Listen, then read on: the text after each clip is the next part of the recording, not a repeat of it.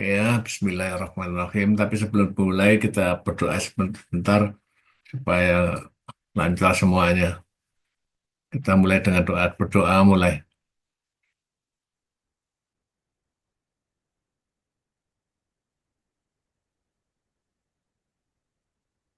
Oke, selesai. Baik. Kali ini materinya tentang demand forecasting, berarti peramalan permintaan. Kenapa ini diajarkan? Karena perusahaan juga nggak ingin rugi besar gitu ya. Ya ujung-ujungnya perusahaan itu kan kepinginnya untung gitu. Dengan cara penjualannya banyak, juga biayanya itu bisa dipangkas seminimal mungkin, kayak gitu. Nah, salah satu cara untuk menurunkan biaya, alatnya adalah demand forecasting, di peramalan permintaan. Karena peramalan permintaan ini, apa namanya, sulit untuk diprediksi, ya, sulit untuk diprediksi. Oleh karena itu, alat ini penting demi khususnya perusahaan berkaitan dengan permintaan di masa mendatang. Gitu.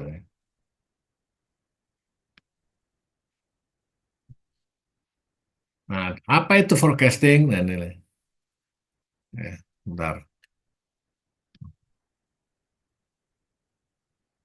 Ini forecasting adalah apa? Nilai permintaan di masa mendatang dari sebuah variabel yang diinginkan, yaitu contohnya permintaan itu sendiri. Jadi permintaan masa mendatang itu bisa terjadi fluktuatif, naik atau turun naik, atau turun terus, atau naik terus. Ya, tergantung. Ya, karena sulit untuk diprediksi masa mendatang itu dan sifatnya uncontrollable, tidak bisa dikendalikan. Siapa yang bisa mengendalikan? Tidak ada yang bisa. Masa mendatang itu bahkan besok aja nggak ada yang tahu apa yang terjadi. Gitu. Cuma kita mencoba untuk meramalkan paling tidak mendekati dari kenyataan. Walaupun nggak bisa pasti ketepatannya, tapi paling tidak mendekati lah, gitu loh. Karena nggak ada yang bisa memastikan kejadian peristiwa di masa mendatang itu seperti yang kita inginkan. Ya. Nah, peramalan yang kita pelajari itu bukan seperti peramalan Mbah Dukun itu bukan. Ya, Mbah Dukun itu juga apa namanya menggunakan kata ramal meramal juga iya. Tapi peramalannya beda dengan apa yang kita pelajari hari ini. Kita menggunakan data peramalannya. Ya. Kalau Mbah Dukun kan nggak menggunakan data, menggunakan menyan, menggunakan mantra, kayak gitu. Nah, kalau kita menggunakan data masa lalu kita kumpulkan, lalu kita buat meramal di masa mendatang. Jadi nggak diharamkan ya, nggak seperti peramalan para dukun itu gitu. Karena meramal itu ilmiah yang kita pelajari. Oke,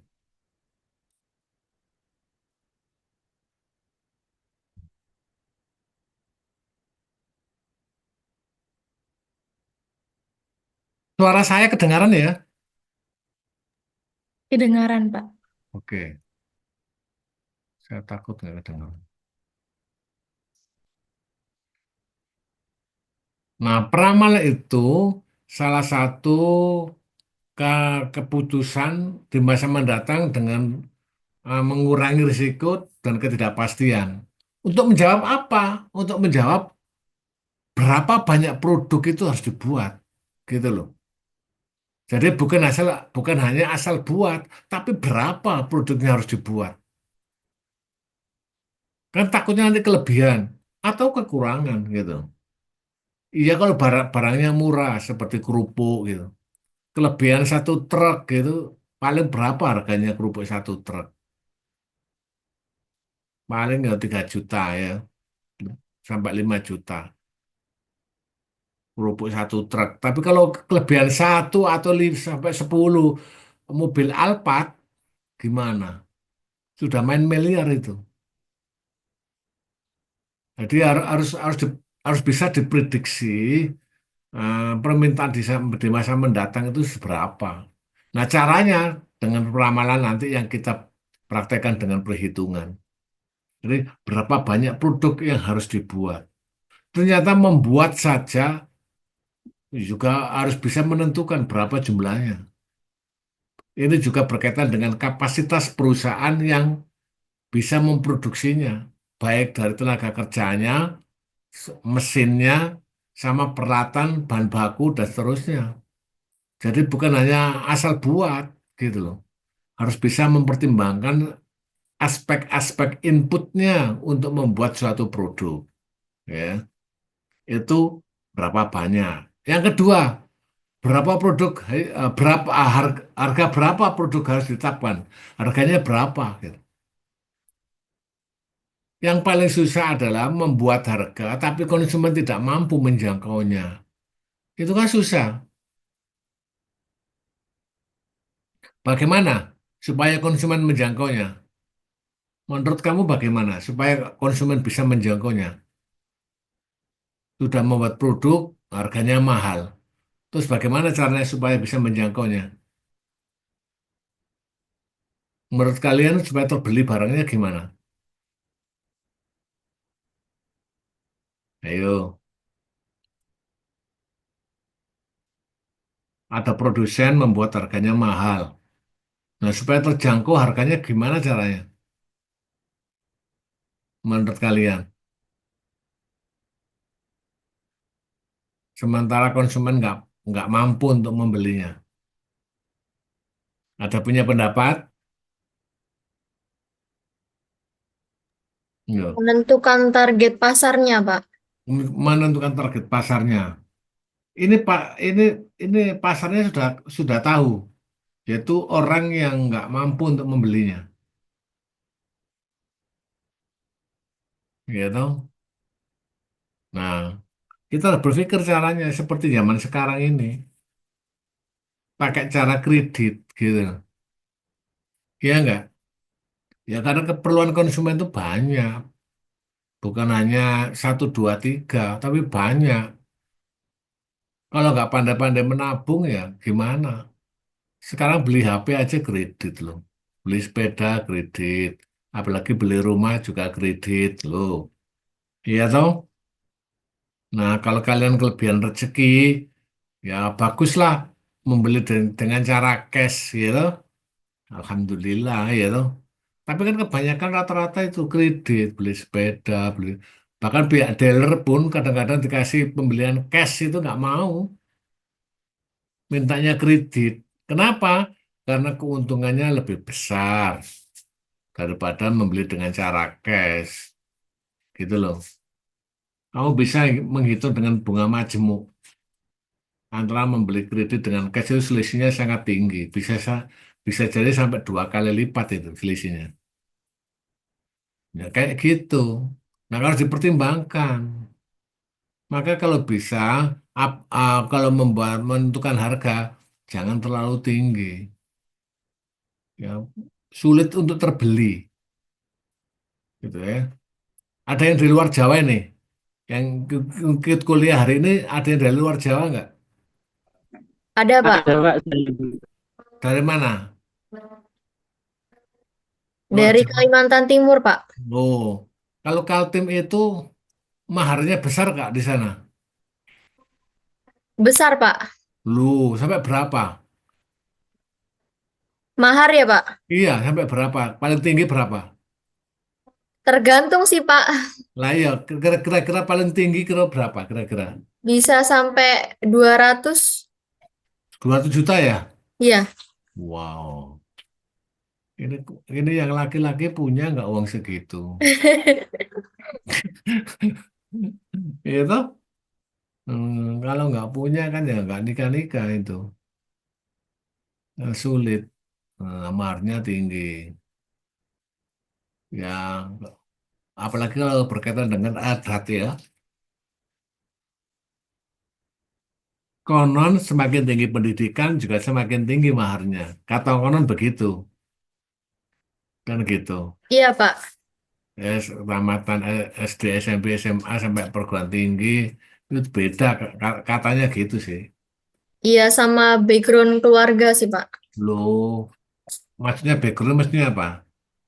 Em, Keturunan keturunan darah biru gitu tak? bisa, bisa jadi. Oh gitu. Iya, Terus pertimbangannya apa lagi kalau keluarga? keluarga, pendidikan, Oh, em, apa kira-kira? Ya apa ya, membuat Pak? jadi mahal itu loh, kok mahal sekali gitu loh. Gitu. Sama adat juga sih, Pak. Iya, Adat. adat ya. Ya, Nah, kalau laki-lakinya sih, kalau mampu sih nggak apa-apa. Kalau nggak mampu itu loh, sudah terlanjur sama senang, tapi nggak mampu. Terus bagaimana solusinya? Masa dikredit seperti beli motor? Gimana solusinya? Sudah saling cocok, sudah mantap, antar keluarga juga sudah mantap. Terus bagaimana melangsungkan pernikahannya? Kalau yang cowok itu, maaf ya, kurang mampu. Solusinya bagaimana? Nah, kalau tadi berjual beli, solusinya kredit, iya kan? Kalau Kalau, saya eh, kemarin, maksudnya ini sharing pengalaman juga. Saya kan habis iya. nikah, Pak. Oh gitu. Itu kebetulan maharnya juga Maharnya? 150. Oh iya. Ya, Terus? dan keluarga saya juga kurang mampu jadinya ya. Kredit itu, Pak. Oh bisa. Nah, Mau dikredit bisa ya? maksudnya keluarga saya yang kredit bank Eh. itu. Iya, Oh Pak. gitu. Mas Ahmad dari mana? Saya Sulawesi Barat. Oh gitu ya. Oh iya, Sulawesi juga masih tinggi ya. Iya, jadi di sini Sulawesi. tuh modelnya kayak gengsi-gengsian gitu, Pak, kalau ditanya anakmu Oh. dapat berapa gitu loh, Pak. Mhm. Ya, semoga Mas Ahmad nanti bisa melunasinya ya. Amin. Keluarga Amin saya doakan juga. Ya karena tinggi sih. Kalau konon ceritanya luar Jawa itu lebih tinggi daripada Jawa ya. Kononnya begitu. Maharnya. Kalau di Jawa itu seperangkat alat sholat udah jalan dah. Gitu. Kalau luar Jawa, Sulawesi, Kalimantan, Sumatera, waduh, tinggi-tinggi itu ceritanya. Ya, kasihan ceweknya, kasihan cowoknya kalau tidak mampu. Oke, good. Itu bukti nyata dari pelajaran hari ini. Yang ketiga, berapa banyak biaya untuk iklan? No. Jadi perusahaan itu juga memikirkan kayak gitu. Konon kalau nggak diiklankan, tak kenal maka tak sayang. Orang ada ungkapan kayak gitu. Nah kalau nggak tahu produknya nggak diiklankan, mana bisa tahu kalau dana sampai terbeli itu bagaimana caranya nggak tahu, gitu loh. Tetapi ada produk yang katanya tanpa iklan, apa? Tapi laris, laku di pasaran. Produk tanpa iklan, apa coba? Contohnya ada yang tahu?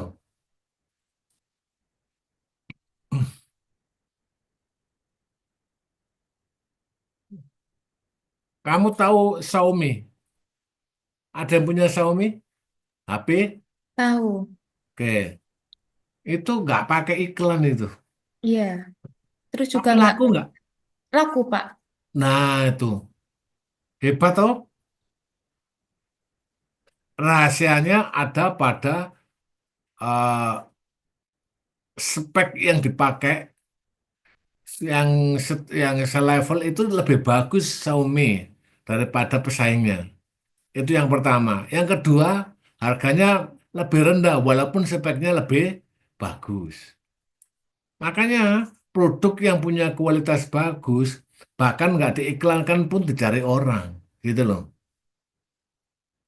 Beda dengan saudaranya namanya Xiaomi. Apa namanya Oppo. OP itu diiklankan, wah luar biasa gencarnya, sampai pegawainya joget di pinggir jalan. Pernah lihat?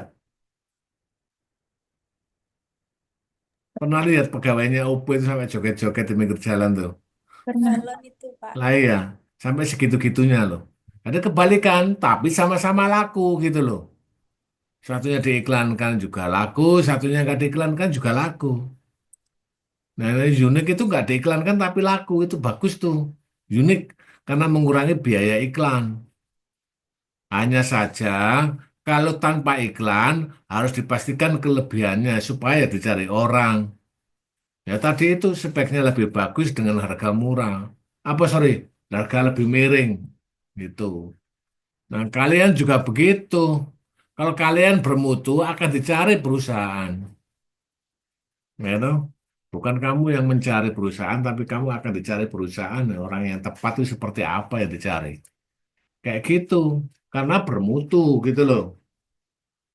Nah, bermutu itu tidak hanya orang kaya. Orang nggak punya pun suka barang bermutu. Gitu. Apa saja barangnya. Ya, kalau bermutu kayak pasti dicari orang. Kecuali nggak mampu beli. Akhirnya membuat keputusan membeli barang-barang KW. Nah, di Indonesia itu barang KW laris manis, bak kacang goreng. Dikasih ori kadang-kadang nggak mau mencari KW-nya karena ketidakmampuannya itu, gitu loh. Kalau income-nya apa tinggi, nggak mungkin beli barang KW. Income-nya tinggi, pendapatannya tinggi, beli yang ori aja bisa, kenapa harus mencari mencari KW kan begitu, gitu loh. Itu logikanya kayak gitu. Nah, karena income-nya di Indonesia itu relatif rendah, apalagi tanggungannya banyak di keluarga, akhirnya malah justru mencari yang KW-KW saja. Bahkan konon ada yang namanya KW1, KW2, KW3, kan gitu. Hmm. Yang keempat, membuat rencana pertumbuhan perusahaan. Nah, di mana-mana perusahaan bukannya memikirkan survival atau bertahan hidup, tetapi juga bagaimana perusahaan itu tumbuh. Nah, itu direncanakan. Nggak apa direncanakan aja bisa gagal, apa yang ini nggak direncanakan, gitu loh. Yang serius aja bisa gagal, apalagi yang nggak serius. Yang pinter aja bisa gagal, apalagi yang nggak pinter gitu loh. Kayak gitu. Berarti harus direncanakan dari awal. Kira-kira 5 tahun ke depan kalian sudah nikah belum? Nah itu 5 tahun ke depan setelah lulus dari Asia ini, ya direncanakan. Jangan sampai tua. Karirnya juga sudah mapan nggak kira-kira? Nah itu juga penting. Kan kita nggak selamanya muda terus, pasti menua di kemudian hari. Perusahaan juga sama. Bahkan tidak sedikit perusahaan terkenal bangkrut itu ada. Ya toh? Pernah mendengar perusahaan bangkrut. Seperti di gambar tadi ada loh. Ini gambarnya. Tuh, di situ ada gambar Sariwangi. Pernah mendengar itu produk Sariwangi? Pernah, Pak. Nah, Sariwangi itu pernah bangkrut itu Sariwangi itu. Pak, tapi kenapa di Indomaret, Alfamaret kok masih ada? Karena perusahaannya dibeli sama perusahaan Unilever. Jadi perusahaan Unilever itu membeli perusahaan Sariwangi. Akhirnya produk-produknya masih ada di retailer-retailer Indomaret, Alfamaret, di mall-mall itu juga masih ada. Jangan dikira perusahaan terkenal pun bisa bangkrut. Nokia, BlackBerry bangkrut nggak? Pernah mendengar BlackBerry? Hmm. Pernah ya? Merek HP. Nokia pernah nggak? Pernah juga, Pak. Nah iya, mana sekarang? Nggak ada ya. Apalagi HP-HP Cina itu cross ya. Dulu ada cross ya. Apalagi ya. Banyak itu. Advan. Iya, Siemens, Advent. Sekarang mana sekarang itu? Kok tahu-tahu hilang dari peredaran? Modal produknya bagus-bagus itu. Ya kayak gitu itu.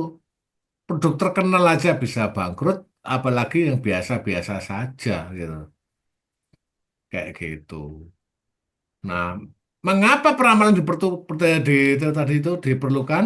Karena sifatnya ketidakpastian, uncertainty gitu.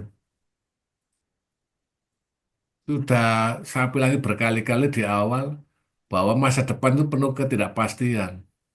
Yang dulunya pernah jaya, sekarang bangkrut. Yang dulu terkenal, sekarang sudah nggak terkenal. Dulunya kaya, kadang-kadang sekarang jadi miskin. Kan nggak ada yang bisa memprediksi itu, masa depan itu. Ya. Nah, berkaitan dengan peramalan, karena permintaan itu penuh dengan ketidakpastian, itu biasanya dipengaruhi oleh kompetisi, persaingan. Kita jualan itu bukan satu atau dua perusahaan, banyak perusahaan. Tapi masalahnya produknya itu mampu nggak bersaing dengan produk yang lain. Nah ini, produk yang dibuat itu bisa bersaing dengan produk yang lain nggak? Sepeda Suzuki ini sekarang di Jawa Timur, dealernya tutup. Hmm. Seluruh Jawa Timur, bukan di Malang aja loh ya. Seluruh dealer resmi Suzuki tutup. Bayangkan, apa Suzuki itu nggak terkenal? Terkenal. Jadi sekarang yang mendominasi tinggal Yamaha sama Honda. Gitu. Padahal dulu semboyannya Suzuki apa? Inovasi tiada henti. Ternyata inovasinya kurang. Justru yang banyak inovasi itu Yamaha sekarang. Bagus-bagus modelnya. Ya toh? Teknologinya juga. Kalau Honda yang terkenal iritnya aja. Tuh, laris manis di Indonesia kalau irit. Itu yang dicari. Nah, itu berkaitan dengan kompetisi, persaingan antara hidup dan mati. Namanya aja persaingan. Beda dengan cooperation. Cooperation itu kerjasama. Kalau kerjasama biasanya hidup semua, nggak ada yang mati. Tapi kalau kompetisi, mesti ada yang kalah, ada yang menang, bahkan seri. Gitu. Di olahraga kan begitu. Di olahraga itu ada yang menang, ada yang kalah. Itu berkaitan dengan kompetisi. Yang kedua, yang ketiga perilaku konsumen. Nah, kalau perilaku konsumen seperti saya ceritakan di bab satu dulu, terutama berkaitan dengan keinginan, kebutuhan, selera, wah itu sulit gitu. Karena setiap orang berbeda-beda, nggak bisa begitu saja dikenali dengan mudah. Apa keinginannya, apa kebutuhannya, dan apa seleranya, gitu. Sesama saudara aja kadang-kadang beda seleranya. Padahal bapak ibunya sama, ya toh. Kamu sama saudaramu seleranya beda nggak? Ayo. Beda, Pak. Lah iya, padahal satu saudara itu ya, bapak sama ibunya sama itu. Tapi berbeda keinginan, kebutuhannya, seleranya bisa berbeda itu. Nah, itu harus dikenali oleh produsen supaya tahu perilaku konsumennya. Nanti akan sedikit banyak dipelajari di manajerial economic gitu. Mata kuliah di manajerial. Bahkan ada mata kuliah khusus perilaku konsumen. Ada mata kuliah khusus namanya perilaku konsumen. Saking uniknya konsumen itu. Yang ketiga, siklus bisnis. No, kalau bisa konsisten, kalau bisa tetap stabil, syukur-syukur bisa berkembang terus, gitu, dengan adanya siklus bisnis. Ya, karena ada beberapa bisnis itu yang nggak bisa dikendalikan, terutama di luar jangkauan kemampuan perusahaan. Ya, naik turun lah gampangannya kayak gitu.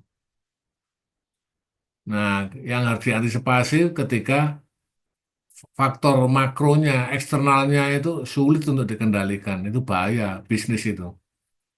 Ya, risiko kerugiannya luar biasa. Mesti seperti COVID kemarin. Itu kan nggak bisa dikendalikan oleh perusahaan. Wah, bisa tutup itu, bisa bangkrut. Nah, walaupun dulunya jaya, bisa tutup itu. Nah, itulah siklus bisnis, bisa naik, bisa turun gitu.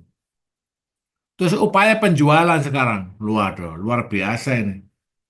Tadi sudah saya katakan bahwa bukan hanya bisa membuat produk, tapi harus bisa menjual supaya laku. Untuk apa membuat tapi nggak laku? Ya kan? Gitu pikirnya. Kalau sudah berpikir bisnis, bukan hanya pandai membuat, tetapi juga bagaimana produknya bisa laku, gitu loh. Sudah terlalu membuat banyak, tapi nggak laku. Kan kasihan, ya. Dijual dari pagi sampai sore, nggak ada yang datang. Jenuh menunggunya. Sudah pernah kamu punya pengalaman begitu? Menjual produk tapi nggak ada yang beli. Punya pengalaman nggak? Menyakitkan itu. Ya toh? Sudah berusaha semaksimal mungkin tapi barangnya nggak laku. Terus siklus hidup produk atau life cycle produk. Ini produk itu ada usianya loh.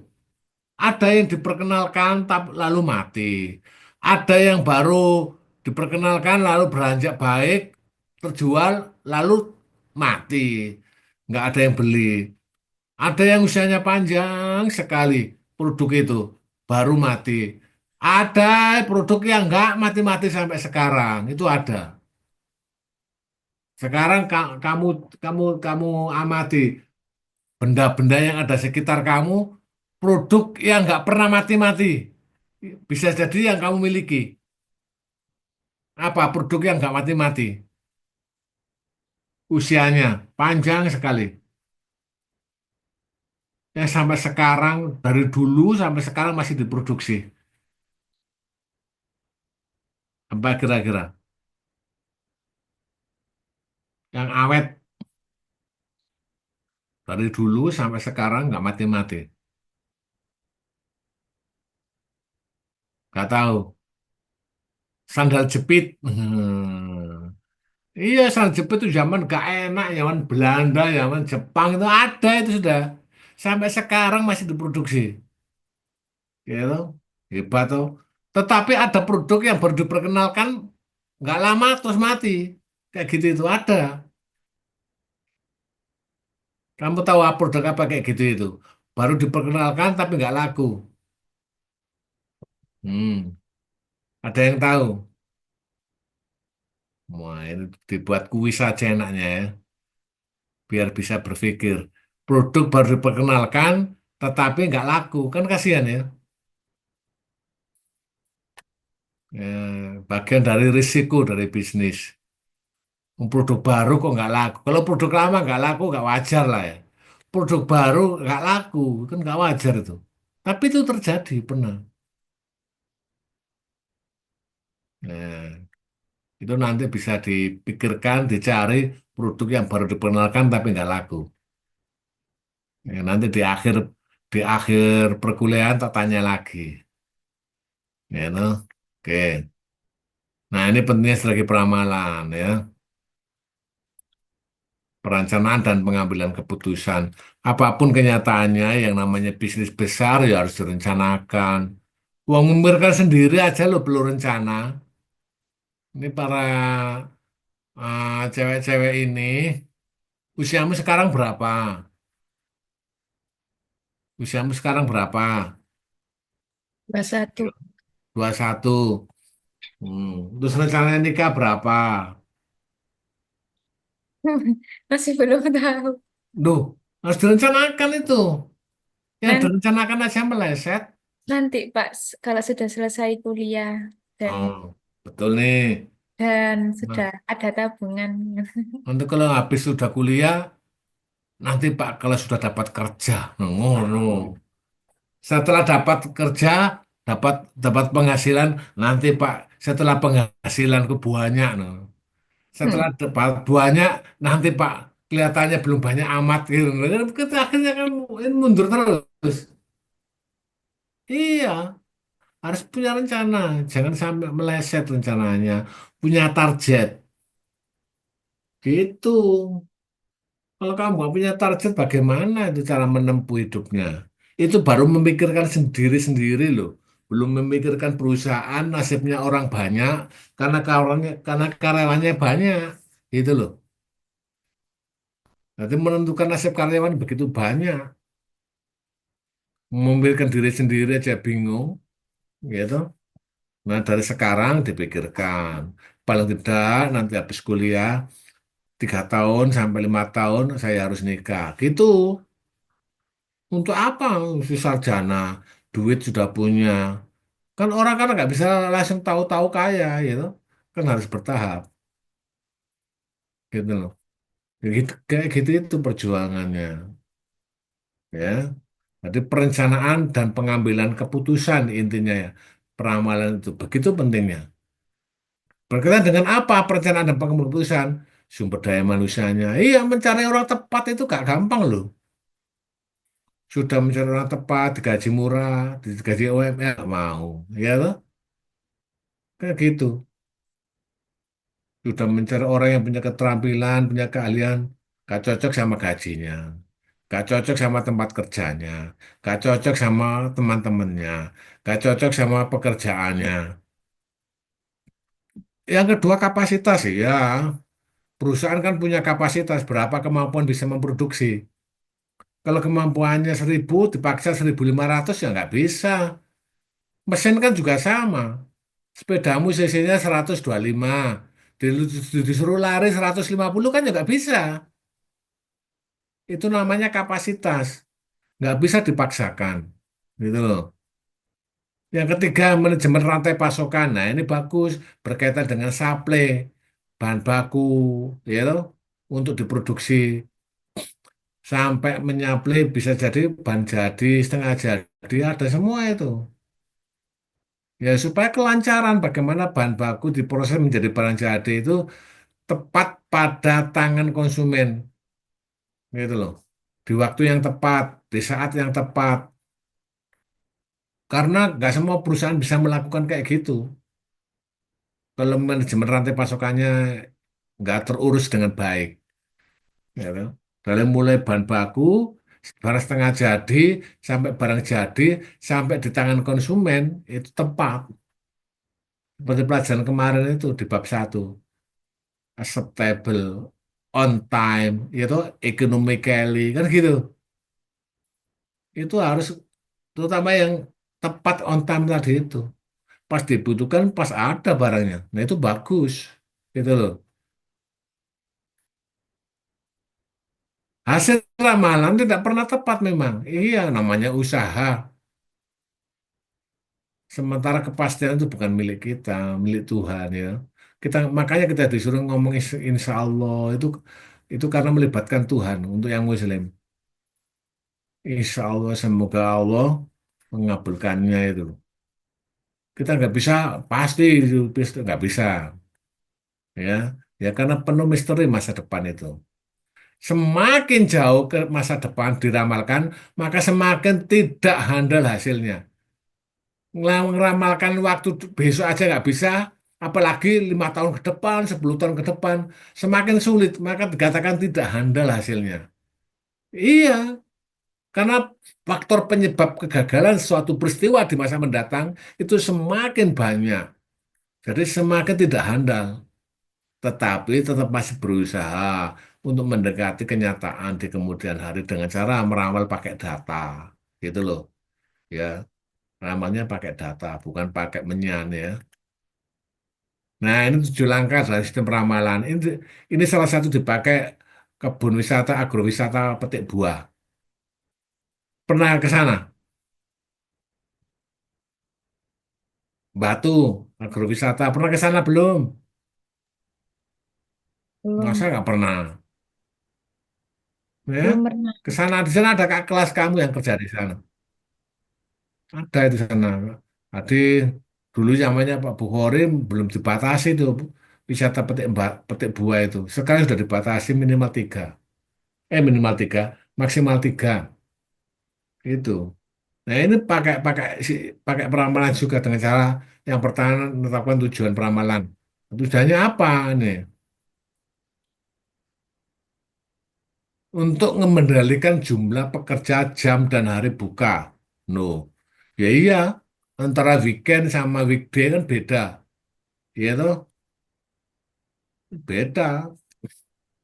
Terus jam dan hari bukanya jam berapa, berakhir jam berapa, itu harus dibatasi. Ketersediaan kebun buah yang siap panen mana aja kan nggak semua panen. Setiap ladang ada gilir untuk periode ini sampai ini yang panen. Ini periode lagi ini sampai ini di sana yang panen gitu. Dulu ya hanya ada apel, sekarang ditambahi stroberi, sekarang ditambahi jeruk, mungkin ada lagi nanti tambahi sampai pembuatan jus apel, sari jeruk, ya sari apel itu ada. Aku sempat masuk ke situ, gitu. Nggak ada kak kelas kamu yang kerja di situ. Terus memilih unsur yang akan diramalkan. Apa yang diramalkannya? Gitu. Berkaitan dengan harinya, bisa per hari berapa. Berkaitan dengan perawatannya, ya bisa. Penjadwalannya, jumlah pekerjanya, itu bisa diramalkan. Gitu. Kan nggak semuanya bisa tetap. Yang namanya wisata, petik buah. Berarti biasanya ramai pada hari-hari jam liburan, ya. Bukan jam kerja, liburan, ya. Seperti kemarin. Nih. Terus menentukan horizon waktu peramalan. Bisa bulanan, bisa tahunan, bisa semesteran, bisa kuartalan, bisa triwulanan. Itu waktu peramalan. Terus memilih jenis model peramalan. Banyak jenis model peramalan. Nanti kita pelajari sedikit satu-satu ya.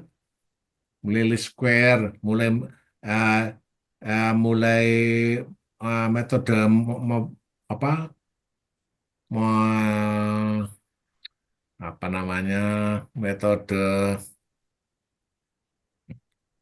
Freehand method ada, semi average method juga ada, ya. Nanti kita pelajari satu-satu.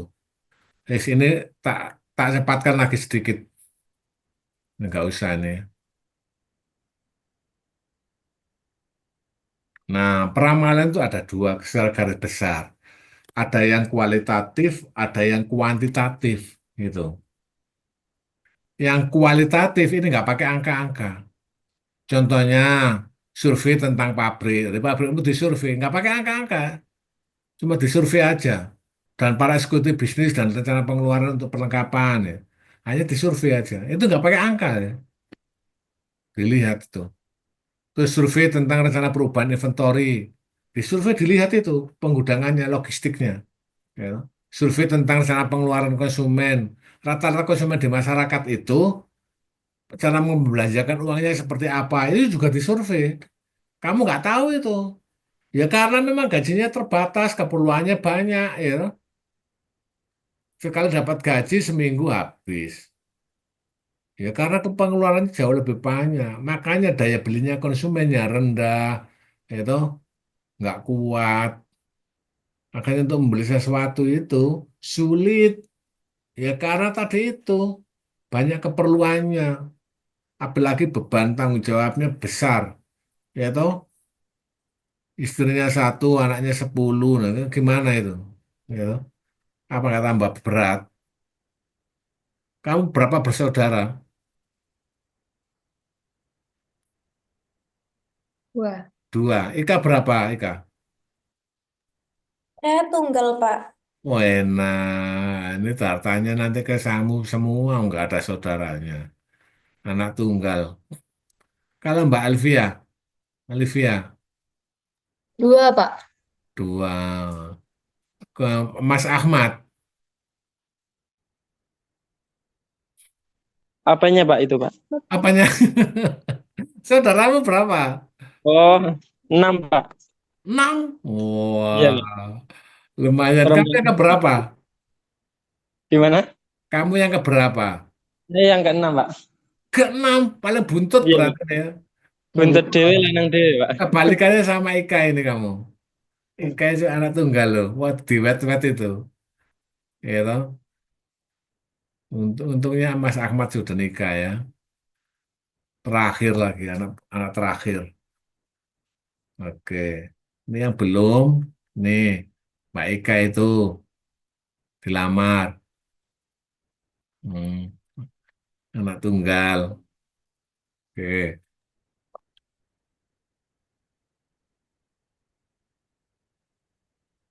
Ada juga yang namanya jejak pendapat, opinion polls. Bisa diambilkan dari pendapatnya para eksekutif. Kenapa para eksekutif? Karena semua laporan diserahkan ke eksekutif, terutama marketing. Itu produk yang laku, itu produk apa saja, yang kurang laku itu apa saja, yang sedang-sedang cuma itu yang laku itu apa saja, tahu semua dari laporannya. Itu distorkan, dilaporkan ke eksekutif. Maka jajak pendapat itu berkaitan dengan penerapan kualitatif. Para eksekutif itu tahu banyak. Yang kedua, pendapat tenaga penjual. Nah, ini salesman ini. Ya salesman, ya sales skill ya. Kalau luar biasa ini mentalnya salesman. Mungkin ada training sendiri ini. Pakaiannya rapi, pakai dasi, pakai sepatu, ya tuh. Wis necis lah pokoknya bahasanya orang Malang tuh necis lah ya. Tapi membawa banyak barang gitu loh. Jalan kaki lagi. Itu kalau mentalnya nggak kuat kan bisa buyar itu.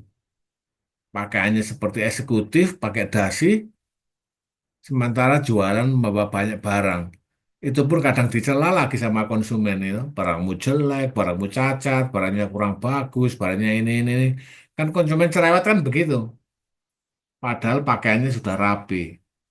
Nah, yang cewek kalau bisa, apalagi yang cantik-cantik itu, kalau bisa nggak usah jadi salesman ya. Ini banyak digoda para konsumen-konsumen itu. Kan banyak itu yang goda-goda itu. Gitu. Apalagi yang salesnya yang pergi dari rumah ke rumah itu. Dari pintu ke pintu. Wah, itu jangan lah. Nanti banyak godaannya itu. Gak sedikit yang ada pelecehan seksual itu banyak. Cari pekerjaan yang lain aja. Ya, yang cewek. Yang ketiga, pendapat tentang keinginan konsumen, penelitian pasar. Nah, pendapat keinginan konsumen ini biasanya melalui survei juga ke lapangan langsung. Terus pendapat para ahli. Nah, para ahli itu juga punya ilmu pengetahuan, punya experience, pengalaman juga untuk memahami kondisi. Dibaca itu kondisinya. Itu juga bisa menjadi jejak pendapat. Dan yang terakhir, lembaga penyalur atau distribusi. Gitu. Channel of distribution. Distribusi itu tahu, karena fungsinya seperti pedagang. Membeli, lalu menjual kembali. Kan gitu. Distribusi itu kan begitu. Distributor tuh. Ya, toh. Membeli, menjual kembali. Kan gitu. Nah, kalau belinya perusahaan kan tinggal menyalurkan saja. Kalau belinya perusahaan. Tapi kalau belinya di luar perusahaan ya dibeli dulu. Baru dijual kembali ke tangan konsumen. Itu tahu. Produk-produk yang nggak laku itu tahu. Produk-produk yang sangat disukai juga tahu. Ya karena mereka menjual. Mana-mana barang yang cepat habis. Mana barang-barang yang nggak habis-habis. Itu tahu. Gitu loh. Itu namanya distributor. Tahu persediaan di gudang mulai habis yang mana itu tahu. Oke. Nah, ini adalah taksonominya, bentuk diagramnya, perbedaan antara peramalan kualitatif dan kuantitatif. Nanti kita pelajari satu-satu ya. Ada pertanyaan kira-kira? Sampai di sini ada nggak pertanyaan? Paham ya? Hmm. Paham nggak kira-kira? Atau ada, Pak saya kurang paham berkaitan dengan ini gitu. Apa gitu? Ada nggak? Mungkin Pak Bukan nanti bisa menjelaskan lagi. Nggak ada ya? Oh, aman ya? Oke, kalau aman, saya teruskan. Loh, apa? Apa? Suaranya terputus-putus tadi. Apa coba tadi yang sempat suaranya masuk? Apa? Duh, kok hilang lagi? Oke ya. Oke. Saya teruskan lagi. Nah, ini adalah fluktuasi dalam deret waktu. Jadi penjualan itu bervariasi. ada yang musiman berganti, gitu, dan itu sifatnya tetap. Ada yang tahunan berganti, seperti hari raya itu tahunan, penjualannya pasti tinggi.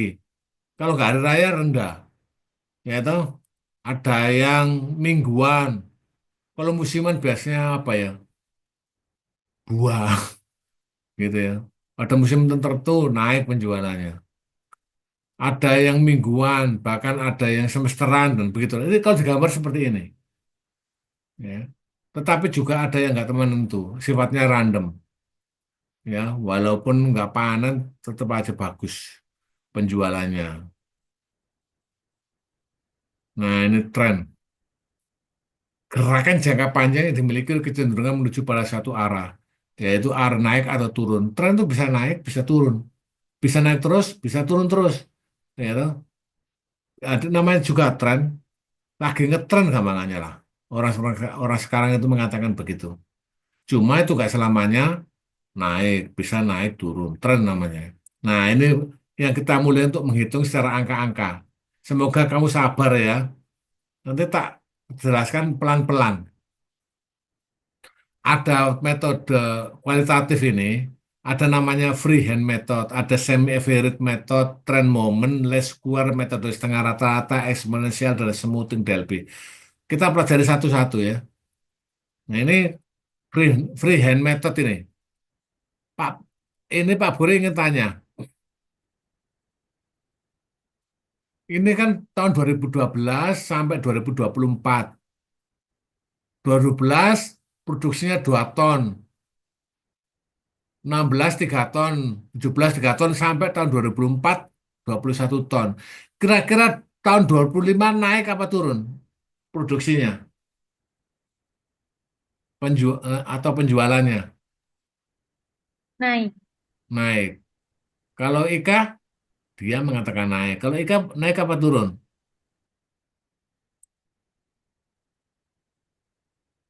Ika kok bingung ya? Jangan bingung Kak. Naik, Pak. Naik. Oke. Kalau Alivia naik apa turun, Vi? Penjualannya Naik, Pak. naik. Kalau Ahmad Nah, naik juga lah Pak. naik juga. Kalau Adi kira-kira produksinya atau penjualannya naik apa turun? Naik Pak. Naik. Kalau Khalilul Naik Pak. naik. Kalau Olivia Naik, Pak. naik. Oke ya. Kamu tahu nggak kenapa kamu mengatakan naik? Alasannya apa?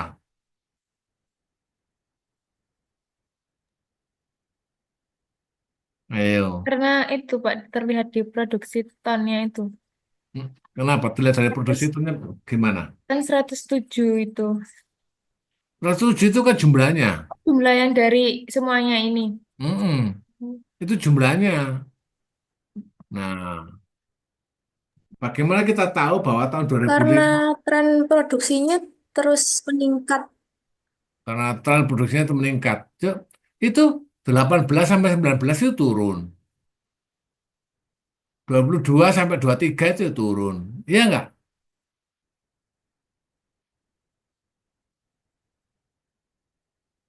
Kan nggak meningkat terus. Ada turunnya juga. Kok tahu ya tahun 2005, saya setuju kamu mengatakan 2025 itu menaik. Tapi apa alasannya kok bisa mengatakan naik? Nah, ayo. Karena di tahun 2023 itu kan diagramnya udah turun, Pak. Berdasarkan baca di diagram kan eh, di tahun 2019 Ya. itu turun, Mm-mm. kemudian 3 tahun ke depan itu kan naik. Mm-mm. Kemudian di tahun 2003 itu kan turun, Pak. Jadi mungkin di 3 tahun mendatang itu jumlah produksinya masih naik gitu mungkin. Oh, gitu. Ada pendapat lain atau beda? Boleh loh. Nah, kalau kamu melihat data ini, ada dalam bahasa statistik namanya modus. Apa artinya modus? Ayo, dalam bahasa statistik ada istilah namanya modus, median, ya kan ada itu. Nah, kata-kata modus itu artinya apa? Coba kamu bisa buka HP. Nilai yang paling sering muncul. Nah, nilai yang paling sering muncul. Dan trennya bisa dikenali. Di samping sering muncul, tanda gejala-gejala bisa dikenali. Sekarang 2 ke 3 naik apa turun? 2 ke 3 Naik, Pak. naik. 3 ke 6 Naik. naik. 6 ke 10 Naik juga. naik. 10 ke 6 Turun. turun. Coba kamu kenali. 2 ke 3 naik, 3 ke 6 naik, 6 ke 10 naik. Baru ke angka keempat turun. Naik, naik, naik, turun. Tuh lihat tuh angkanya. Habis 6 naik lagi. 6 ke 12 naik, 12 ke 14 naik, 14 ke 17 naik. Jadi naik, naik, naik, 4 kali turun. Jadi setiap periode 4 kali terjadi penurunan. Nah, baru ke 16, ke 23, ke 24 naik. Berarti naik lagi. Sebanyak 4 kali lagi. Berarti itu namanya modus dan tren yang bisa dikenali. Ada alasannya itu.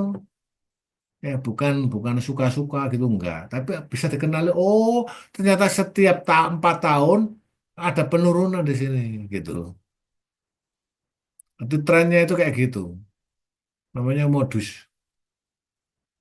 Oke, ini namanya metode tangan bebas atau free hand method ya. Nah, sekarang metode yang kedua semi average method. Namanya saja semi. Berarti kalau semi berarti apa datanya nanti dibagi dua. Caranya datanya nanti dibagi dua. Misalnya ada 10 dibagi dua jadi 5-5. Misalnya ada 8 dibagi dua ya 4-4. Gitu. Kalau datanya 6 ya 3-3 gitu. Dibagi dua. Lalu digunakan sebagai dasar untuk perhitungan tren dan forecastingnya. Ya, kita bisa lihat ini. Tetap menggunakan rumus Y sama dengan A plus BX. A itu konstantannya, B ini koefisiennya. X-nya itu biasanya waktu yang diprediksi. Ya, hasil yang diprediksinya. Oke ya. Rumusnya kayak gini rumusnya. Untuk mencari A, nilai rata-rata kelompok 2 dikurangi kelompok 1 dibagi N. Ada semua situ itu ada ya. N itu jumlah data per kelompoknya. Kalau X itu jumlah tahun, periodenya, waktunya. Gitu ya. Nah, nilai X-nya nanti untuk yang datanya genap dimulai dari angka ganjil. Mulai angka 1, melompat lagi 3, melompat lagi 5. Untuk yang ke bawah. Yang ke atas, -1, -3, -5, dan seterusnya. Tapi kalau datanya ganjil, X-nya dimulai dari angka 0. 1, 2, 3. Kalau plus. Kalau min ke atas, -1, -2, -3, dan seterusnya. Gini, begini itu nanti dulunya sudah dipelajari nggak di SMA, di SMP dulu? Pernah dipelajari nggak? Eh, ini belajar menghitung ini. Dulu sudah pernah diajari nggak saat matematika nggak salah ini? Atau belum pernah sama sekali? Sudah pernah kayaknya Pak, tapi sudah lupa. Oh gitu. Iya. Oke. Ini contohnya ya. Contohnya ini ada data 2004 sampai 2011. Berarti ada berapa datanya jumlahnya? 2004 sampai 2011. Ada berapa jumlah datanya? 8. 8. 8. Karena semi average tadi caranya dibagi dua dulu, yaitu 2004, 2005, 2006, 2007. Lalu disekat, dipangkas, yaitu dikasih tanda tengah-tengah bahwa itu batas harus dibagi dua, kelompok, kelompok satu dan kelompok dua. Nah, setiap kelompok X-nya karena datanya genap, maka X-nya harus ganjil. Min 1, min 3. Dan itu taruh di tengah-tengah dulu. Yang ke bawah plus 1, plus 3. Ini untuk kelompok pertama. Yang kelompok kedua juga sama. Nilai yang ada di tengahnya, X-nya min 1, min 3. Ke bawah plus 1, plus 3. Kayak gitu caranya. Kalau datanya genap. Diingat-ingat ya, kalau datanya genap. Nah, ini tadi sama rumusnya. Pak, kalau kita disuruh mencari X-nya tahun 2012, bagaimana Pak caranya? Nah, tadi yang kelompok pertama, ya, kelompok pertama kan sudah ya tadi, min 1, min 3, ke bawahnya 1, 3. Lalu tinggal meneruskan sesuai dengan jumlah data. Kalau itu dicari dari kelompok satu, diteruskan ke bawah, plus 5, plus 7, plus 9, plus 11. Jadi kalau tahun 2012 berapa X-nya? Ayo, kalau dihitung dari kelompok satu tadi itu, plus 1, plus 3, plus 5, plus 7, plus 9, plus 11. Lalu nanti kalau sampai 2012, X-nya berapa? Plus berapa itu?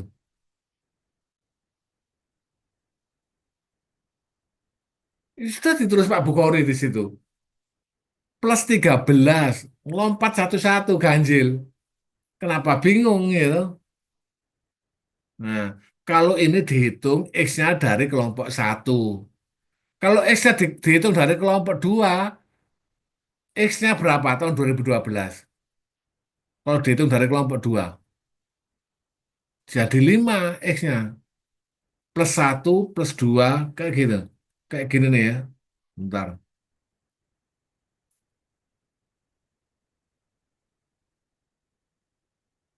bentar. Nah ini, kalau dihitung dari kelompok dua yang di bawah itu, X-nya dihitung dari X1, X3, lalu bawahnya X5. Gitu loh, 2012. Kalau dari dihitung dari kelompok dua, kalau dari kelompok satu langsung diteruskan ke bawah. X1, X3, X5, X7, X9, X11. Kalau 2012 berarti X13. Kalau dimulai dari kelompok satu, gitu. X-nya itu bisa dihitung, tinggal diurutkan saja. Sampai di sini bingung nggak kira-kira? Terus mulai bingung nih kelihatannya. Iya. Tak pelankan lagi kalau masih bingung.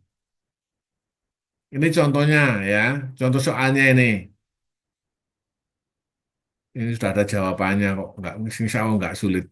Ini contohnya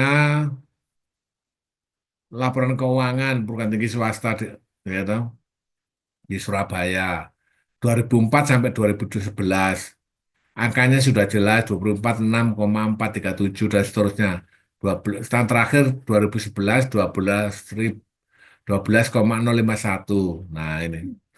Kalau dibuat semi average ramalannya kayak gini.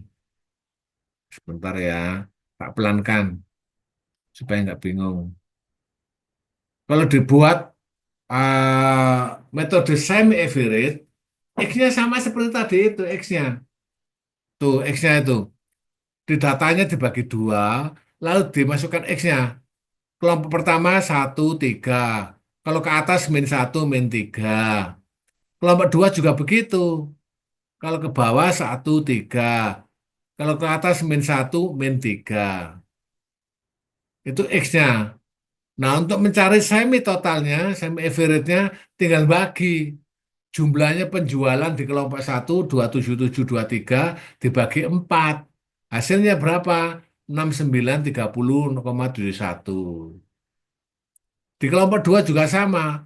total penjumlahan kelompok 2 40, 32, 70 dibagi 4. Hasilnya 10081,75. Gampang kan? Mana yang bingung? Coba kamu tanyakan. Pak, saya bingung yang di sebelah sini itu loh, yang itu loh. Gak apa-apa, bilang oh. Nanti itu siapa bisa tahu bisa mengurai.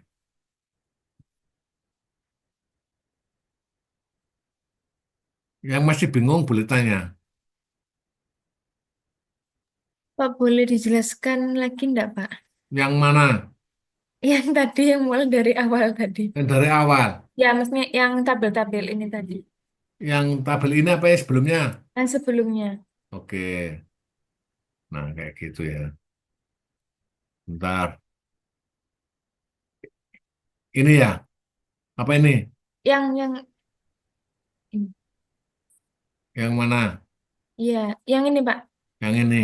Nah, yang ini itu misal kan tadi dibagi dua ya datanya.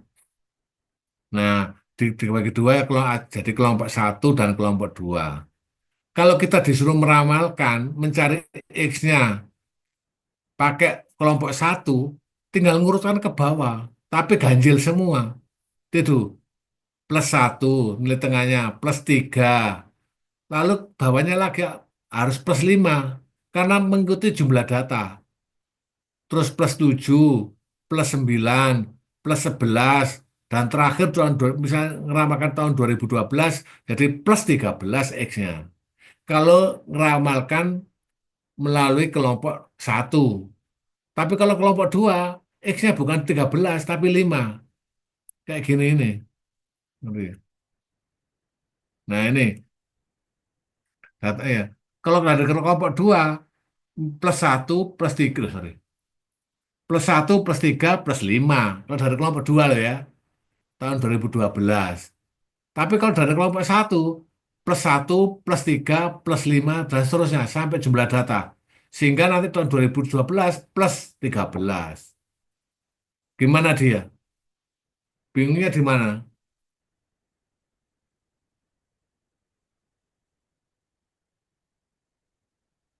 Ini bingungnya di mana?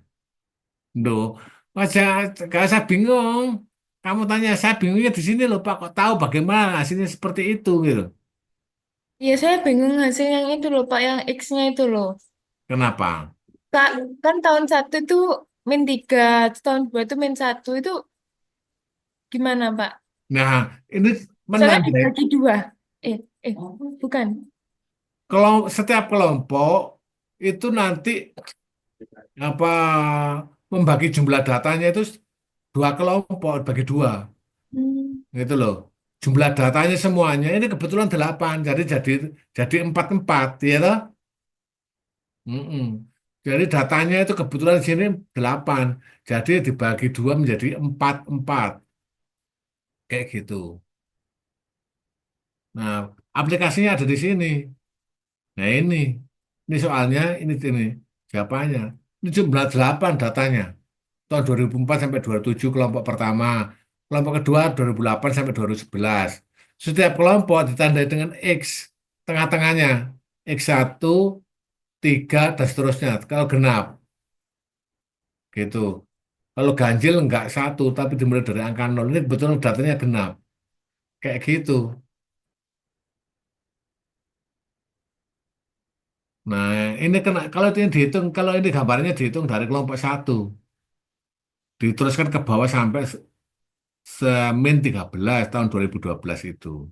Tapi kalau dari kelompok 2 cuma sampai +5. Kayak gitu. Masih bingung ya? Untung ada jawabannya ya. Mm. Bingungnya di mana sih dia? Gimana dia? Kamu bingungnya di mana? Maaf Pak, izin bertanya. Iya, Olivia. Nilai X ini didapat dari mana ya Pak? Ini aturan dalam menghitung apa metode peramalan. Jadi ini sudah rumus paten ya Pak, Iya, nilainya betul. itu X-nya. Betul. Oh. Mm-mm. Oh iya, Pak sudah terjawab ternyata. Terima Ya, kasih. Nah, terima kasih ya, Pak. mm-mm. Ya, nah ini contohnya ini datanya. Ini kebetulan datanya genap, jadi X-nya ganjil. Ada satu, ada tiga, ada min satu, min tiga itu ganjil. Ya, nah selebihnya kamu pasti bisa. Untuk total semi totalnya ini dibagi dengan 4. Hasilnya 6, 9, 30, 70, 75 itu. Yang satunya kelompok 2, 40, 3, 2, 7, 0 dibagi 4, 1, 0, 0, 8, 1, 7, 5. Gampang kan ya? Oke. Sekarang yang kedua, ini untuk mencari nilainya tadi itu dimasukkan hasilnya. Kelompok satu tadi kan 69, 30,75 itu. Hasilnya tadi semi average-nya. Itu jadi A. A-nya konstantanya itu jadi A. Nilainya 69, 30,75. Koefisiennya 393,9 kalikan X. Gitu. Ini yang kelompok satu. Yang kelompok dua, hasilnya tadi semi average 1081,75 plus tambah ditambah koefisiennya 393,9 kalikan X. Nah, sekarang gini tadi itu. Tadi X-nya tahun 2012 ada berapa tadi? Di- Pas dihitung tadi sama Pak Bogor tadi itu. Kalau melalui kelompok kelompok satu, X-nya berapa tadi? Ini, sudah ada ini, kelompok satu. Nah ini, kalau melalui kelompok satu, X-nya berapa? Tahun 2012. X-nya udah kelihatan tuh angkanya di situ. 13. 13. Jadi nanti dimasukkan X-nya itu ke sini. Nah ini, Y sama dengan 6930,75 plus 393,9 kali 13. Gitu. Tapi kalau melalui kelompok 2, kalau ngitungnya pakai kelompok 2 rumusnya, karena kayak gini nih, kelompok 2. Nah ini, kelompok 2-nya kan ini, yang di bawah itu. Satu, mulai 1, 3, berarti tahun 2012 berapa? 5. 5. Nah, sekarang kita buktikan ya. Si Bayu Aji menghitung rumus yang paling atas, yang kelompok pertama. 393,9 kali 13 ditambah 6930,75. Terus dia menghitung kelompok yang kedua. Dia menghitung kelompok yang kedua 393,9 kali 5. Kali 5 ditambah 10081,75. Ayo coba.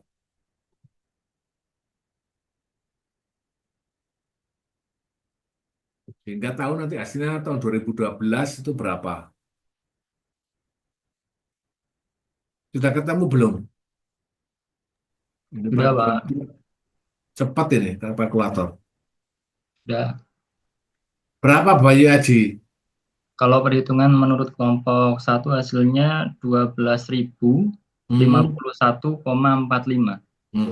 Kelompok 2. Mohon maaf Pak, tadi 393,9 dikali 5 ditambah 1 itu ya? Iya, Oh, 1081,75.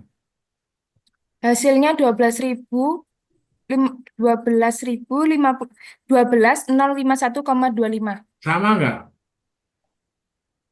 Padahal angkanya Koma, berbeda loh. 45 atau 25 ya, Pak? Sama, hampir. Saya Itu kok kan di belakang. 0,45. Nilai kan di belakang koma tadi. Intinya kan masih 12.000 ya kan? Iya. Artinya walaupun angkanya berbeda, pakai dua pendekatan semi average ini, mulai dari kelompok satu atau kelompok 2, hasilnya sama. Gitu loh. Walaupun beda angka di bawah di belakang koma, gitu loh. Oke ya. Paham ya? Oke, kita lanjutkan. Nah, ini tadi kesimpulannya kayak gini, kesimpulannya. Dari dari hasil perhitungan tamu tadi itu ini kesimpulannya. Kalau ditulis semuanya kayak gini. Kalau ditabelkan loh ya, per tahun itu hasilnya kayak gitu. Gampang itu ngalikannya. A tadi kan 6930,75 semua selama 4 tahun, kelompok pertama. A-nya. Yang B, yang kelompok kedua 1081,75 selama 4 tahun juga.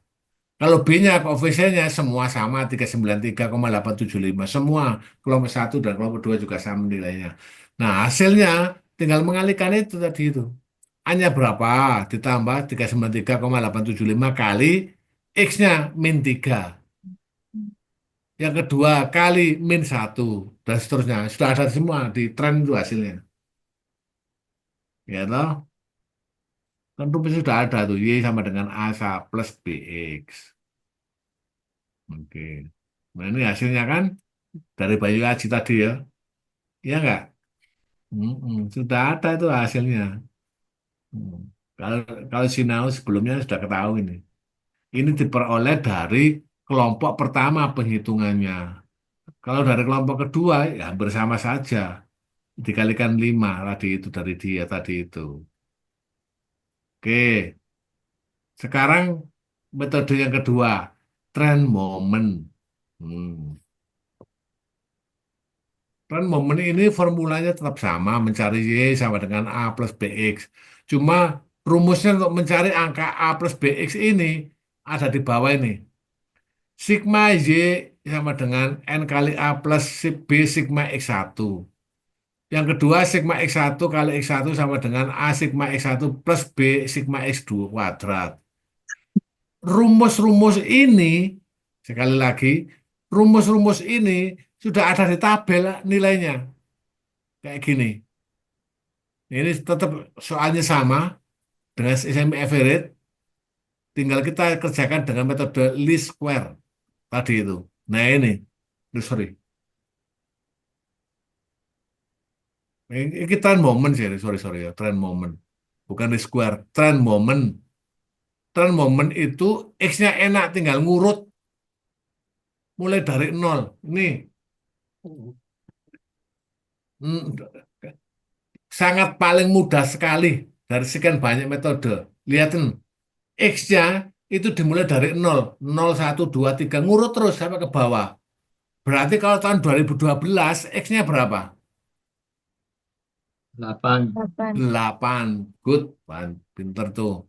8. 1, 0, 2, 3, 4, sampai 7. Tahun 2012 berarti X-nya 8. Tinggal ngalikan aja itu. X kali Y hasilnya 0 itu. Terus terus X-nya dikuadratkan itu. Tinggal menguadratkan aja. 0 dikuadratkan, 1 dikuadratkan, 2 dikuadratkan. Hasilnya sudah ada semua. Nah, jum- jumlahnya sudah ada semua nih. Y jumlahnya 68,050. X-nya 28 jumlahnya. X kali Y jumlahnya 27,1650. Mbak Fariska di mute. Kan biasanya yang sekarang Mbak jualan suci. Dia mau jualan Mbak ini. Apa itu apa? Sekarang bukan Mbak Fariska di mute dulu. Ini Mbak Fariska diceluk. Mbak Fariska di mute dulu kalau lagi bicara biar nggak ganggu temennya. Oke, X2 kuadrat 140 jumlahnya setelah dihitung. Ya toh? Nah, ini jumlah-jumlah ini tinggal masukkan ke rumusnya ini. Nah, itu. Rumusnya sudah ada. Tinggal dimasukkan XY berapa jumlahnya, Y berapa. Di sini sudah ada. Itu jumlahnya Y, 68,050. Sama dengan N. N-nya berapa jumlah datanya? 8. Dikalikan A. Plus B dikalikan sigma X1. X1-nya berapa tadi? 28. Ada sini. 28 tuh X1. XI-nya. Tinggal pindahkan aja ini. Terus sebelahnya rumus yang kedua X1, sigma X1 kali Y sudah ada semua jumlahnya. Berapa jumlahnya itu? X1 kali Y 271650. Tinggal pindahkan. Nah, itu sudah ada. 271650 sama dengan A kali sigma X1, X1-nya 28 kali A ditambah B X2 kuadrat. B kali 140. 140 dari mana? Dari tabel tadi itu sudah ada. Nah, itu X1 XI kuadrat. 140. Jadi tinggal mindahkan aja ke rumus itu. Angkanya sudah ada. Lalu diselesaikan dengan metode eliminasi dan substitusi. Nah, ini kan sudah pernah nih di SMP menghilangkan angka salah satu supaya sama. Metode substitusi dan eliminasi. Iya nggak? Dulu pernah ingat nggak matematikanya? Nah, ini, sorry, sorry. Hmm. Nah, itu udah kelihatan ya. Angka-angka ini dikalikan berapa, entah A-nya dulu dihilangkan atau B-nya dulu yang dihilangkan. Harus ada salah satu yang dihilangkan. Nah, di rumus ini yang dihilangkan lebih dahulu adalah A-nya dulu. Nah, supaya bagaimana nilai A itu bisa sama supaya hilang nantinya. Ya, kalau dikurangi supaya bisa hilang itu dikalikan berapa? Rumusnya pertama 68050 tadi itu dikalikan 7. Yang 27 1650 plus 28 A dan seterusnya itu dikalikan 2. Dikalikan 2. Jadi nanti nilai A-nya bisa sama.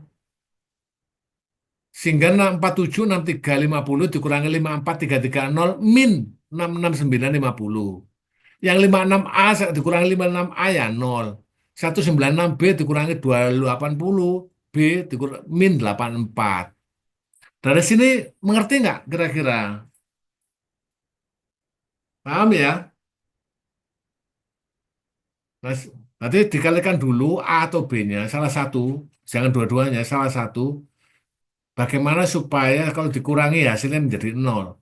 Nah, di sini kelihatannya nilai A-nya dulu yang dihilangkan, supaya nilainya sama ini. Rumus pertama dikalikan 7, jadi 8 kali 7, 56. Terus nomor kedua dikalikan 2, 28 kalikan 2, 56 juga. Dari sini paham nggak kira-kira? Dia paham nggak kira-kira dia? Nah, jadi ini dikurangi hasilnya sampai min 66950 itu dikurangi hasilnya 476350 dikurangi 543300. 56A dikurangi 560. 196 dikurangi 280 min 84B ini. Ini dikurangi. Nah, kamu nggak tanya angka itu dari mana Pak? Semua dikalikan. Rumus pertama dikalikan 7. 68050 dikalikan 7. Hasilnya 476350. 8 dikalikan 7, 56A. 28 dikalikan 7, 196B. Itu. Kayak gitu caranya. Yang bawah juga sama. Dikalikan 2 semua. Paham ya? Ini sebetulnya di SMP sudah ini. Masalah substitusi dan eliminasi. Mungkin lupa ya. Karena sudah itu. Sudah bekerja mencari uang. Jadi menghitungnya mending menghitung uang daripada menghitung angka ya.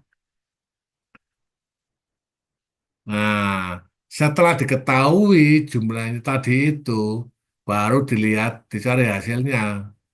Itu ya. Tadi hasilnya kan sudah diketahui. Itu dimasukkan ke dalam rumus. 68050 sama dengan 8A plus 28 kali 797,02. Dari sini, dari atas ini, apa namanya? Ini 27,92.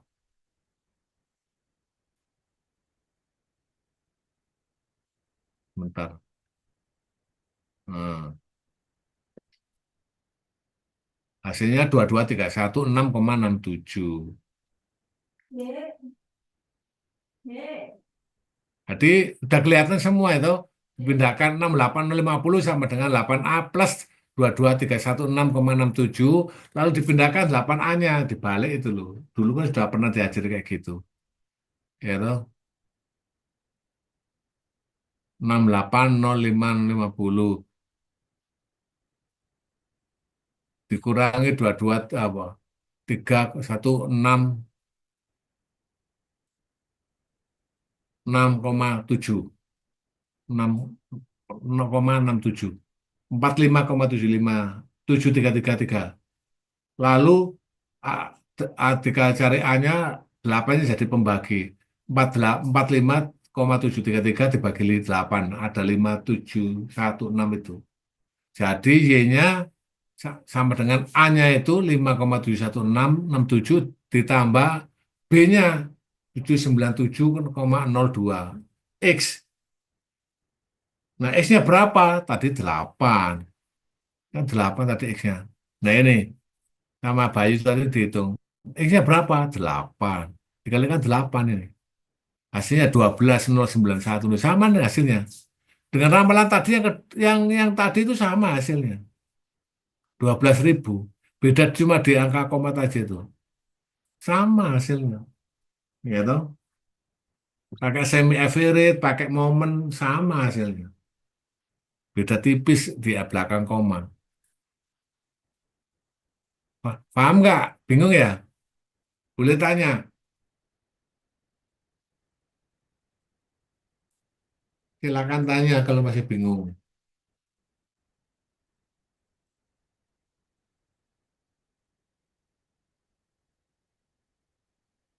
Hmm. Yang jelas sudah ada semua. Apa namanya? Caranya, hasilnya, jawabannya sudah ada semua. Itu B-nya diketahui 797,02 sudah ada itu. Di min 66950 dibagi min 84 ada 797,02 itu B-nya. Kalau ini A-nya sudah ketemu, dimasukkan B-nya itu. 28 kali 797,02 B-nya. Jadi ini produk momen apa metode momen metode ini sama hasilnya 12. Nah, metode kuadrat terkecil least square juga sama. Rumusnya berbeda, tapi insya Allah hasilnya sama lagi. Untuk mencari A, sigma Y dibagi N. Untuk mencari B, sigma XY dibagi sigma kuadrat, X kuadrat. Ini ya misalnya. Sama soalnya ini. Ini kalau dimasukkan ke rumus itu, sama hasilnya ini. Ini dipakai tabel. Hasil-hasil dari tabel dimasukkan ke rumus, selesai sama hasilnya. Itu 12,92 itu. Sama hasilnya. Oh. Oke, gimana? Menurut kalian masih bingung yang mana? Nah, nggak apa-apa loh. Minta dulu Pak, saya bingung boleh. Artinya apa? Semua metode kalau dipakai hampir sama aja, mirip-mirip. Beda di ekornya saja. Ada pertanyaannya enggak? Kalau nggak ada pertanyaan, saya lanjutkan. Ini yang terakhir aja, wes. Kata wes pening kata ya. Itu dia kata pening wesan.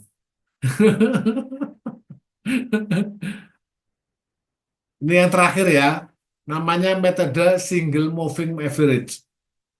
Setiap periode dibagi dengan jumlah yang diramalkan. Misalnya itu X1, X2, X3 dibagi jumlah datanya berapa.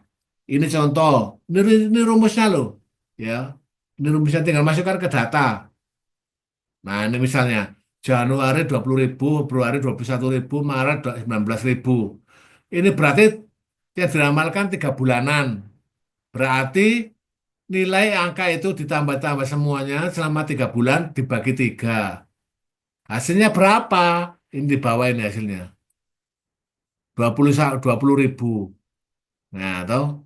Ada 3 angka ini ditambah dibagi 3. Jadi tahu bulan April berapa hasilnya peramalannya. Ya 20.000 ini karena dibagi 3. Ini 3 bulanan. Ada yang 5 bulanan juga ada. Kayak gini contohnya ini. Ini yang 5 bulanan ini. Hmm. Nanti 20 ditambah 21 ditambah 19 dibagi 3 hasilnya 20. Kalau 21 ditambah 19 ditambah 17 dibagi 3 hasilnya 19. Dan seterusnya. Bingung nggak? Ini sudah ada di depan mata jawabannya. Tinggal bagi 3 kalau 3 bulan. Ya toh? Yang 5 bulan dibagi 5. Pak, atasnya kok masih kosong-kosong? Iya, itu data dari tahun sebelumnya. Jadi belum ada. Kalau kosong-kosong itu. Gimana? Nanti direnungkan. Sudah ada jawabannya aja kok. Caranya juga sudah jelas. Tinggal menambah 3 bulan dibagi 3. Kalau 3 bulanan. Kalau 5 bulanan, angka-angka permintaan itu ditambah selama 5 bulan. Misalnya Januari 20, Februari 21, Maret 19, April 17. Nah, Mei-nya berapa? Ya ditambah semua itu 20, 21, 19, 17. Nah, dibagi 5 ya, 1, 2, 3, 4. Ditambah 22 dibagi 5. Hasilnya 19,80. Gitu caranya. 5 bulan dibagi 5. Hasilnya 19,80. Paham ya? Tapi kalau 3 bulan, ya 3 bulan saja yang ditambah. Dibagi 3. Hasilnya 20. Kalau 5 bulan, 5 bulannya ditambah permintaannya dibagi 5, hasilnya 19,80. Paham nggak? Paham ya? Oke, terima kasih. Ada yang pertanyaan? Kalau nggak ada, saya akhiri. Nah, saya seneng ya katanya. Angkatnya mari ditutup ya seneng ya. Yes. Apa mana dalam kondisi bingung ya. Diakhiri seneng wes. Bener nih nggak ada pertanyaan. Hah?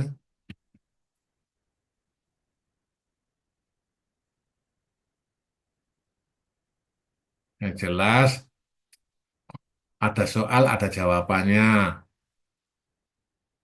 Oke, saya minta semua di on kamera. Mau saya screenshot. Ayo on kamera semuanya. Saya mau screenshot. Harus percaya diri dengan wajahnya loh ya. Jangan sampai nggak percaya diri. Harus percaya diri dengan wajahnya sendiri-sendiri. Ayo di on kamera. Oke ya. 1, 2, 3. Oke, good. Oke. Nah, sebelum saya akhiri, ada pertanyaan nggak? Ditanya apa saja boleh Pak Bukhari. Silakan tanya. Tanya apa saja boleh. Ayo, yang ingin tanya sebelum saya akhiri, nggak ada. Oke, terima kasih. Dia ada kayak disampaikan dia. Enggak, Pak. Sudah pusing ya. Nanti kalau yang lain pusing, tanya sama Bayu Aji. Nah, itu dia paling ngerti itu. Sama Nah, aja Pak, pusing Pak. nanti kalau masih pusing Bayu Aji, boleh tanya ke Pak Bukhari. Gitu loh. Ya, nanti belajar bersama-sama sama Bayu Aji, sama Mbak Olivia, sama Mas Khalil, sama Mbak Olivia, sama Mbak Ika. Nah, itu yang on kamera ini. Oke, terima kasih. Kalau sudah ada, nggak ada pertanyaan, kita akhiri ya. Mau nggak kita akhiri? Atau kita teruskan?